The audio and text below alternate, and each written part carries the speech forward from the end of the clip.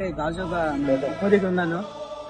ఈ వినాయక చవితి స్పెషల్ ఏంటంటే first time మన ఇండియాలోనే బెల్లంతో వినాయకుడు క్రియేట్ చేస్తున్నారు ఇక్కడ. అది కూడా 75 feet అండి.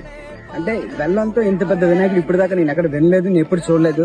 సో అందుకే నేను ఎక్సైట్ అయ్యి ఫస్ట్ టైం చూసిన లోపల వర్క్ అయితే జరుగుతుంది. సో అది చూడడానికి నేను వచ్చాను. వర్క్ అయితే చాలా బాగా జరుగుతుంది. అండ్ ఈ మన గాజువాక డిపో దగ్గర ఫస్ట్ టైం చేస్తున్నారు. అది కూడా ఇంత భారీగా చేస్తున్నారు.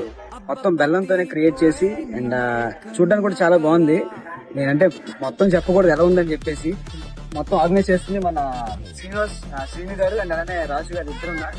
సో ఈ ఇద్దరికి చాలా థ్యాంక్ యూ. ఎందుకంటే ఇలాంటి వినాయకుడు నేను ఎప్పుడు చూడలేదు, ఫస్ట్ టైం చూస్తున్నా. అందుకే వినాయక చవితి ముందే ఇక్కడికి వచ్చి నేను చూడడం జరిగింది. వర్క్ ఎలా అంటే విన్నప్పుడే నాకు చాలా ఎక్సైటెడ్ గా ఫీల్ అయ్యాను.